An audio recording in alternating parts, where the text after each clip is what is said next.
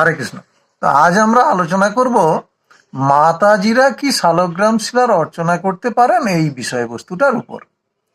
তো মঠ মন্দিরের অভ্যন্তরে শ্রী বিগ্রহের সেবা পূজা, শালগ্রাম শিলার অর্চনা ইত্যাদি সেবামূলক কাজ ব্রাহ্মণ দীক্ষিত, সুযোগ্য এবং অভিজ্ঞ ব্রাহ্মণগণ অথবা সন্ন্যাসীগণই করে থাকেন। তো মঠ মন্দিরের অভ্যন্তরে মাতাজিরা শ্রী বিগ্রহের সেবা পূজা, শালগ্রাম শিলার অর্চনা প্রভৃতি ভগবত সেবামূলক কাজ করতে পারেন না, কারণ তা শাস্ত্রীয়ভাবে নিষিদ্ধ।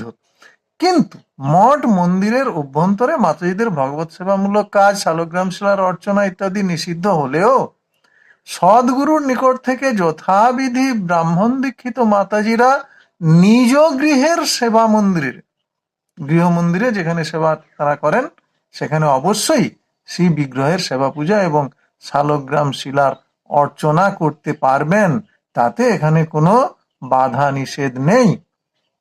নিষ্ঠাবতী দীক্ষিতা ব্রহ্মচারিণী ব্রাহ্মণীদের উপবিদ ধারণ করতে হয় না, কিন্তু তারা অবশ্যই নিজ গৃহের গৃহ মন্দিরে শালগ্রাম শিলার অর্চনা, শ্রী ভগবানের শ্রী বিগ্রহের সেবা পূজা ইত্যাদি সব ভগবত সেবামূলক কাজই করতে পারবেন।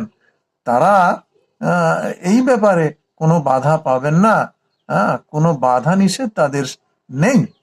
তাছাড়া কেবল সেবা পূজাই নয়, মাতাজিগণ ভোগ নিবেদন, সমস্ত আরতি কীর্তনও করতে পারবেন।